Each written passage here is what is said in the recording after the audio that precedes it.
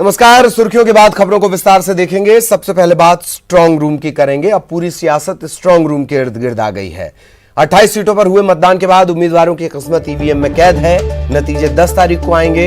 ऐसे में दोनों ही पार्टियों की नजर अब स्ट्रांग रूम पर टिकी है। कांग्रेसी आज से स्ट्रांग रूम के बाहर डेरा डालेंगे। कांग्रेस की नजर खास तौर पर चंबल अंचल की सीटों पर रहेगी। कांग्रेस ने 4-4 घंटे की शिफ्ट में स्ट्रांग रूम के सामने निगरानी की योजना बनाई है। पूर्व मंत्री बृजेंद्र सिंह राठौर का कहना है कि ईवीएम में गड़बड़ी की आशंका के चलते पार्टी ने यह फैसला लिया है।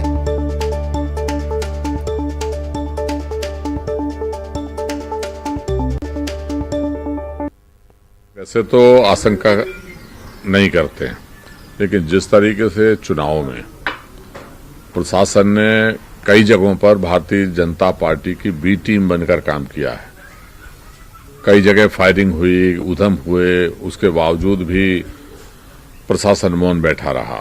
जो वोटर थे वो अपना वोट डाल ही नहीं पाए और दूसरे लोगों ने वोट डाल दिया।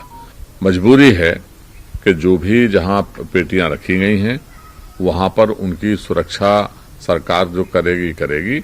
हर पार्टी के लोग भी अपने तरीके से अपने लोगों को बिठाया है, बाकायदा परमिशन ली है, पास बनवाए हैं, ताकि वो गारंटी रहे कि हाँ पेटियां सुरक्षित रहें। देखिए, हर चुनाव के पहले कांग्रेस इस तरह का नाटक करती है, जबकि वो सब चीज़ें जानते हैं कि सिस्टम इतना फुल प्रूफ है कि उसमें कहीं कोई गुंजाइश किसी प्रकार की होती नहीं है। और कांग्रेस हमेशा चुनाव के पहले इस तरह का नाटक करती है। तो एक ही नाटक है और कुछ नहीं, इसके अलावा इसमें और उसका कोई मतलब नहीं है। कांग्रेस नाटक कर रही है और उन्होंने अपनी इस सब से ये लगता है कि वो अपनी हार को स्वीकार कर रहे हैं और अब चुनाव आयोग, ईवीएम, प्रशासन, इस सब पे वो आरोप लगाना उन्होंने। तो आपने सुना, भूपेंद्र सिंह ने निशाना भी साधा है। उन्होंने कहा है कि कांग्रेस हमेशा संवैधानिक संस्थाओं पर भरोसा नहीं करती है, ईवीएम की विश्वसनीयता पर सवाल उठाना भी ठीक नहीं है। ये तमाम बातें आपने सुनी। सहयोगी अनुराग इस वक्त हमारे साथ जुड़े हुए हैं, सीधा आपको लिए चलेंगे। अनुराग, 4-4 घंटे की शिफ्ट और अब पूरी सियासत स्ट्रांग रूम के इर्द गिर्द। अनुराग।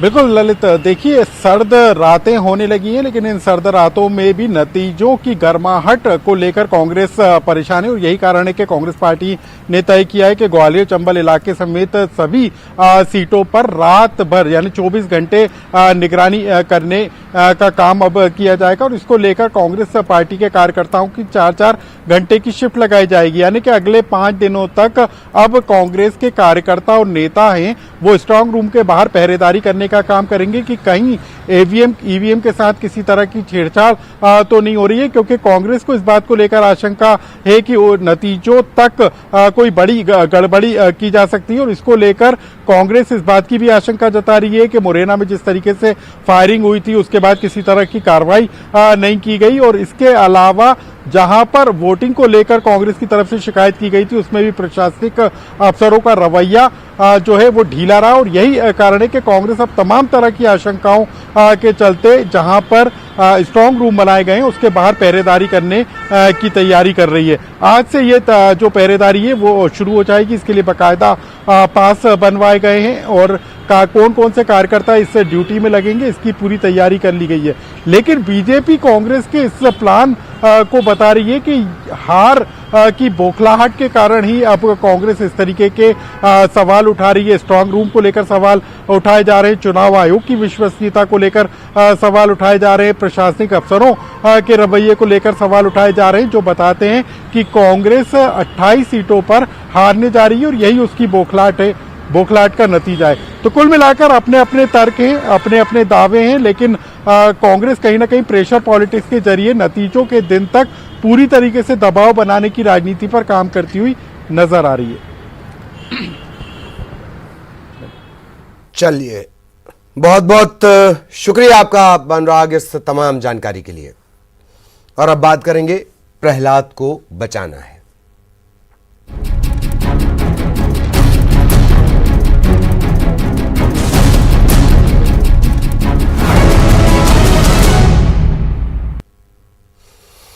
तो 30 घंटों से ज्यादा का वक्त गुजर चुका है, प्रहलाद अभी भी बोरवेल में फंसा है। सांसों की डोर ने उम्मीदों का दामन नहीं छोड़ा, इसीलिए प्रहलाद के लिए प्रार्थनाओं का दौर चल रहा है। इधर सेना और एनडीआरएफ ने मोर्चा संभाल रखा है। हर कोई अपनी अपनी तरफ से हर मुमकिन कोशिश कर रहा है ताकि प्रहलाद सही सलामत सकुशल बोरवेल से वापस आ सके।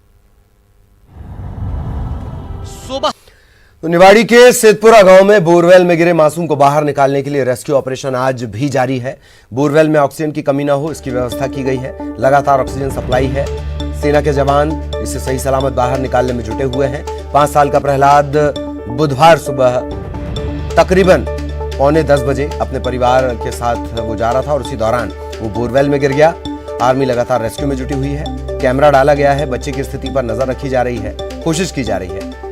तकरीबन 60 फीट का गड्ढा खोदा जा चुका है और अब रेस्क्यू टीम का यह कहना है कि कुछ घंटों बाद प्रहलाद को निकाल लिया जाएगा।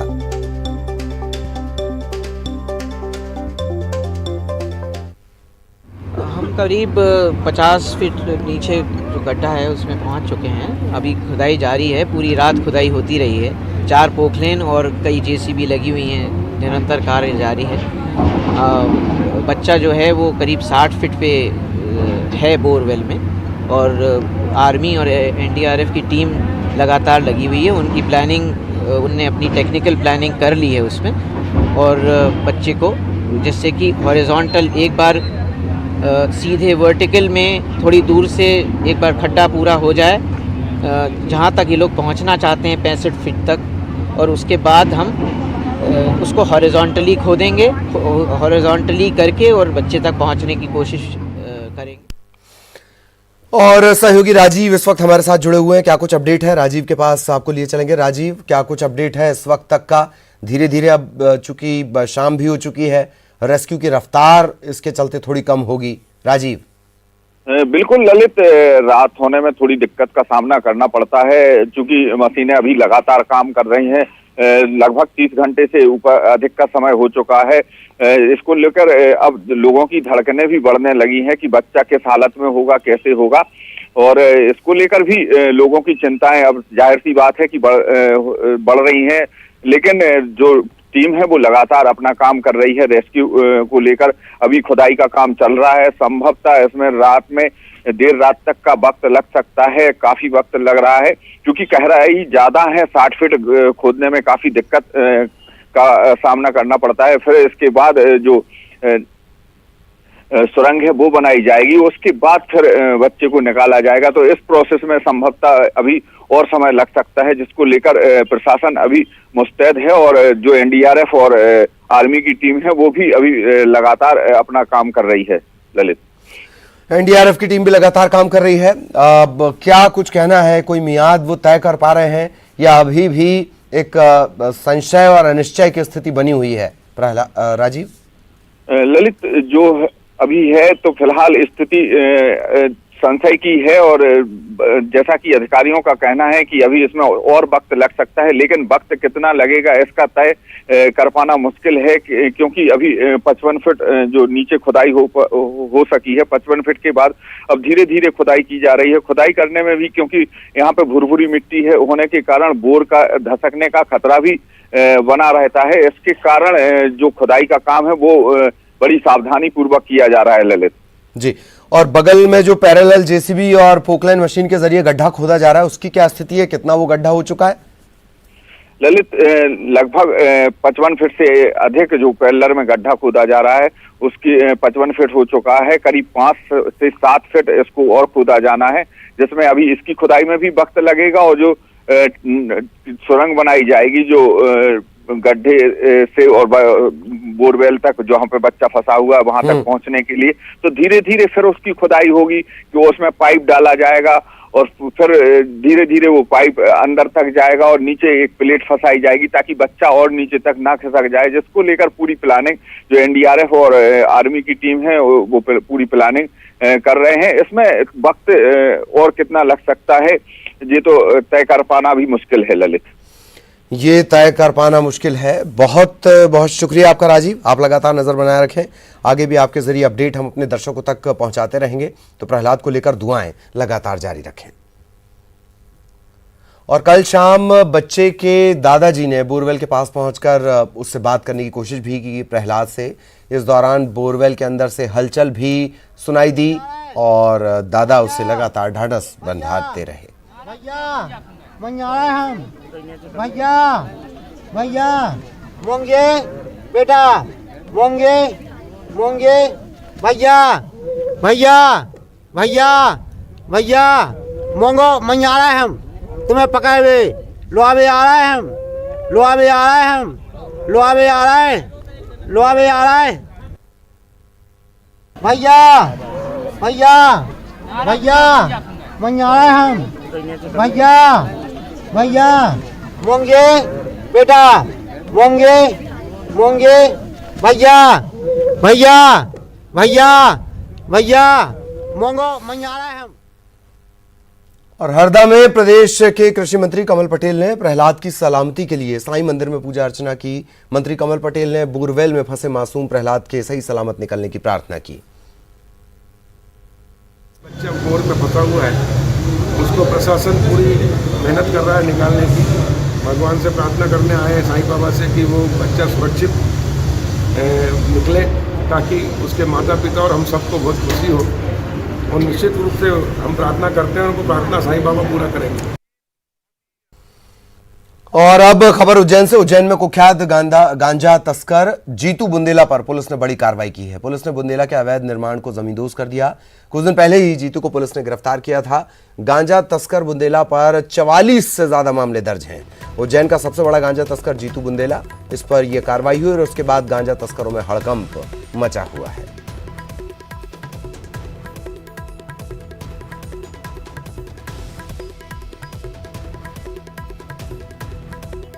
उज्जैन पुलिस के द्वारा गुंडों के विरुद्ध मुहिम चलाई जा रही है। इसमें इसका जो समन्वय है, इसका जो कोऑर्डिनेशन है, वो नगर निगम उज्जैन और जो हमारे रेवेन्यू टीम है उसके साथ में किया गया है।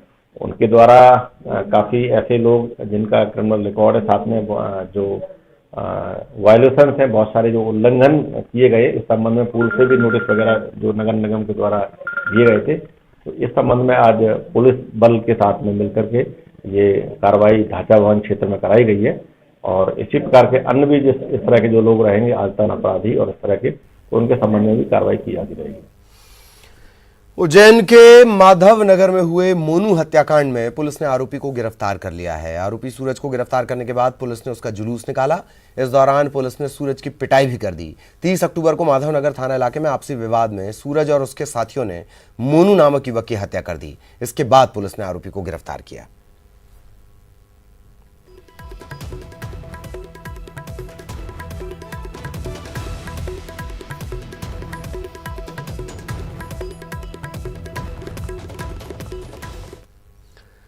और बुरहानपुर के आदिवासी ग्रामीण इलाकों में जननी एक्सप्रेस योजना के हाल बेहाल हैं। इसकी ताजा तस्वीर आदिवासी बाहुल्य धूलकोट में देखने को मिली।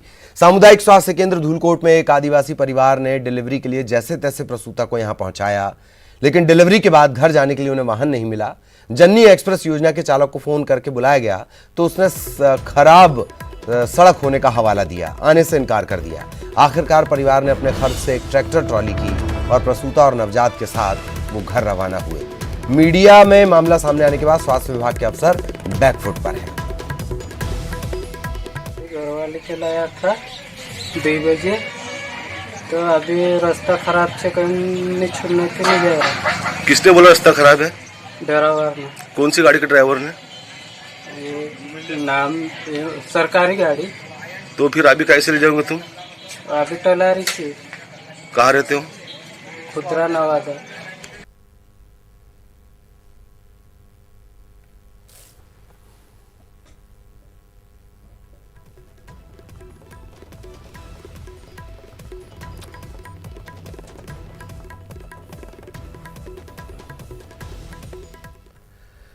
बेमेतरा के देवकर में बुधवार को लूट के बाद हत्या के मामले में आरोपियों की गिरफ्तारी नहीं होने से नाराज महिलाओं ने पुलिस के खिलाफ प्रदर्शन किया।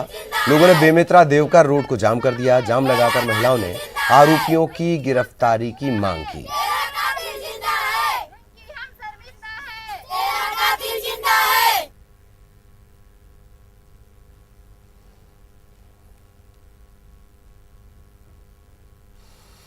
और निजी स्कूलों द्वारा की जा रही मनमानी फीस वसूली को लेकर जबलपुर हाईकोर्ट ने बड़ा आदेश सुनाया है। तकरीबन 1 दर्जन लंबित याचिकाओं पर आज हाईकोर्ट ने फैसला दिया। इसमें हाईकोर्ट ने साफ कर दिया कि जब तक कोरोना काल रहेगा, या ये कहें कि जब तक क्लासेस स्कूल में शुरू नहीं हो जाती हैं, तब तक निजी स्कूल सिर्फ और सिर्फ ट्यूशन फीस वसूल कर सकेंगे। हाईकोर्ट ने यह भी साफ किया कि निजी स्कूल किसी भी तरीके से कोई एरियर बाद में वसूल नहीं कर सकेंगे। जब भी निजी स्कूल खुलेंगे तब से उस सत्र के बचे हुए महीनों की फीस बढ़ोतरी का फैसला शासन की कमेटी 1 माह के अंदर लेगी। इसके साथ हाईकोर्ट ने यह भी साफ किया कि किसी भी सूरत में निजी स्कूल छात्रों को गुणवत्तापूर्ण शिक्षा से वंचित नहीं करेंगे। माननीय न्यायालय ने स्पष्ट किया है कि प्राइवेट स्कूल कोरोना काल में तो सिर्फ ट्यूशन फीस ही लेंगे, बाकी दूसरी फीस नहीं ले सकते हैं। जहां तक जब ये कोरोना महामारी समाप्त हो जाती है और उसके बाद जब स्कूल खुलते हैं तो उसकी फीस में बचे हुए सेशन के लिए जो फीस बढ़ाने का प्रश्न है, उसके लिए भी सरकार को निर्देश दिए कि सरकार की जो कमेटी है, जो निजी स्कूलों के लिए नियम बने हैं, उसमें कमेटी का प्रावधान है। वो कमेटी 30 दिन के अंदर डिसीजन लेगी कि रिमेनिंग सेशन के लिए कितनी फीस बढ़ाई जाना है और उस पर तय किया जाएगा। स्कूल ये मांग कर रहे थे कि जब बाद में स्थितियां सामान्य होंगी तो एरियर्स वसूल हम सकें, इसकी छूट दें। इस पे क्या हुआ? नहीं, इस आदेश में एरियर्स के लिए तो कोई भी आदेश नहीं दिए है। एरियर्स के लिए तो स्पष्ट निर्देश नहीं दिए हैं। कोर्ट ने यह कहा है कि बाद में जो बचा हुआ पीरियड है उसके लिए पूरी फीस ले सकते हैं, वो कमेटी तय करेगी। लव जिहाद को लेकर कानून बनाने के बयान पर कांग्रेस ने आपत्ति जताई। पूर्व विधानसभा उपाध्यक्ष राजेंद्र सिंह ने बीजेपी पर तीखा हमला बोलते हुए कहा कि बिहार के अंतिम चरण के चुनाव और पश्चिम बंगाल चुनाव से पहले माहौल बनाने की कोशिश हो रही है। उन्होंने कहा कि लव जिहाद जैसे मुद्दों के लिए कानून पहले से ही है, सख्त प्रावधान है। वहीं राजेंद्र सिंह ने कांग्रेस विधायक के ऊपर हुई एफआईआर को लेकर भी सरकार की नीयत पर सवाल उठाए। तो बड़ा स्पष्ट हो रहा है कि आगे का ये एजेंडा तय कर रहे हैं। इस तरह कम्युनल डिवाइड तो उनका एक लक्ष्य होता ही है। बिहार का आखिरी चरण का चुनाव है और फिर बंगाल के चुनाव होने हैं। लव जिहाद पर कानून बनाने की जो बात हो रही है वो इसी संदर्भ में, और संयोग से भागवत जी भी हैं यहीं पर, तो शायद उनको भी कुछ प्रसन्नता हो।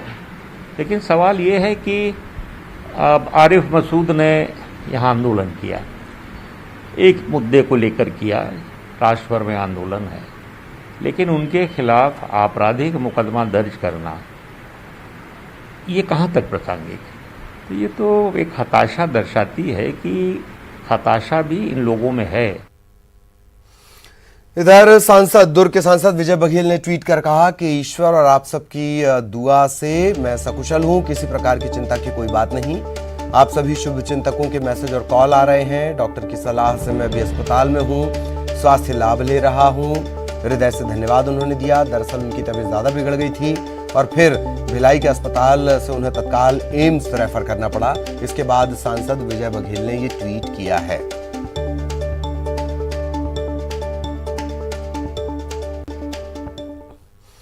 खबर रायपुर से। संप्रेक्षण गृह से 2 बाल कैदी फरार हो गए हैं। माना बाल संप्रेक्षण गृह से ये बालक फरार हुए हैं।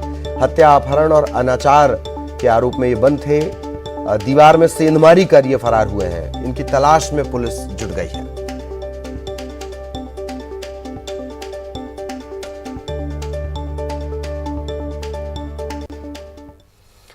बालोद के दल्ली राजहरा में जल संरक्षण को लेकर एक अनूठी पहल करते हुए वार्ड नंबर 17 में नरवा उत्सव मनाया गया। वार्ड की महिलाओं और ग्रामीणों ने प्राकृतिक जल स्रोत से निर्मित नाले में पूरी श्रद्धा के साथ मां गंगा की आरती कर गंगा मैया की जल स्रोत को हर हर संरक्षित गंगे करने का संकल्प लिया। गंगा माता की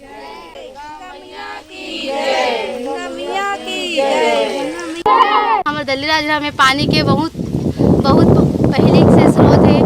जल ही जीवन है। अगर हम साफ सफाई रखबो तब आगे पीढ़ी पर पानी बची, अगर पानी नष्ट करबो तो आगे पर कुछ नहीं बची। हमार नरवाला साफ सफाई करना है, जल बचाना है और मंदिर भावे तक पूजा पाठ करथन, सब व्यवस्था करथन। कांकेर में कोरोना काल में जिले के बैंक सखी ने कमाल कर दिया। बैंक सखी ने घर घर पहुंचकर हितग्राहियों को करोड़ों रुपए बांटे हैं। जिले में कुल 109 बैंक सखियों के द्वारा मोबाइल और लैपटॉप के जरिए घर घर जाकर सरकार की तमाम योजना की राशि हितग्राहियों को ये भुगतान कर रही हैं। जिले में अब तक बैंक सखी के द्वारा 25 से 26 करोड़, तकरीबन 26 करोड़ का भुगतान किया जा चुका है। लगभग 109 आपका बीसी सखी काम कार्ड है, जिसमें लगभग 59 लोग लैपटॉप के माध्यम से और 44 लोग मोबाइल के माध्यम से ग्रामीण क्षेत्रों, दूरस्थ ग्रामीण क्षेत्रों में जहां आपको बैंकिंग सुविधा नहीं है वहां बैंकिंग सुविधाएं दे रहे हैं। और इसके माध्यम से जो ग्रामीण क्षेत्रों में जो बिहार की जो बीसी सखी की जो महिलाएं हैं वो मनरेगा का मजदूरी भुगतान है, वृद्धा पेंशन है, सामाजिक सुरक्षा पेंशन है। इसके अलावा जो ग्रामीण स्तर पे जो लोगों का मानदेय होता है, जो ट्रांजैक्शन करते हैं, वो सारी बैंकिंग सुविधाएं ग्रामीण क्षेत्रों में दे रहे हैं, जिससे कि काफ़ी अच्छा रिस्पांस मिला और लोगों को काफ़ी राहत मिला। खबर पन्ना से, जहां रातों रात एक मजदूर लखपति बन गया। बेशकीमती हीरा मिलने के बाद फिर एक मजदूर की किस्मत चमक गई, बदल गई। मजदूर संदीप को खुदाई के दौरान 6 कैरेट 92 सेंट का हीरा मिला। इसकी कीमत तकरीबन 30 लाख बताई जा रही है। जो हीरा संदीप को मिला वो उच्च क्वालिटी का है, जिसे अच्छी कीमत मिलने की उम्मीद है। हीरा मिलने के बाद मजदूर और उसके परिवार की खुशी का ठिकाना नहीं है। पिछले एक सप्ताह के भीतर ये चौथा मजदूर है जिसे लाखों का हीरा मिला। के बाद ये हीरा प्राप्त हुआ। कैसे, कहाँ मिला, कैसा हीरा? पटी बजरिया में मिला सर, और इसका वजन 6.92 है। कैसा लग रहा है? अच्छा लग रहा है सर। क्या करोगे सर?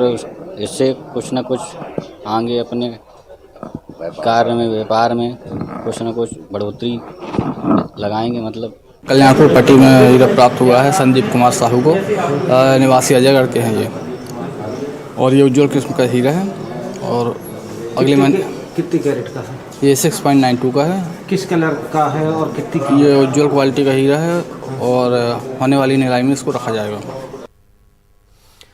इधर रायपुर समेत पूरे छत्तीसगढ़ में ठंड के मौसम ने दस्तक दे दी है। मौसम विभाग के मुताबिक पिछले साल की अपेक्षा इस बार प्रदेश में ठंड जल्दी आने वाली है। शीतलहर के लिए इंतजार हालांकि करना होगा। मौसम विभाग के मुताबिक दिसंबर के पहले सप्ताह में शीतलहर की स्थिति बन सकती है।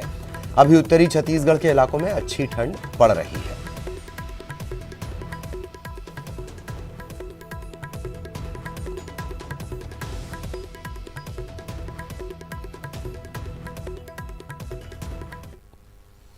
और इसी के साथ इस बुलेटिन में इतना ही। नमस्कार।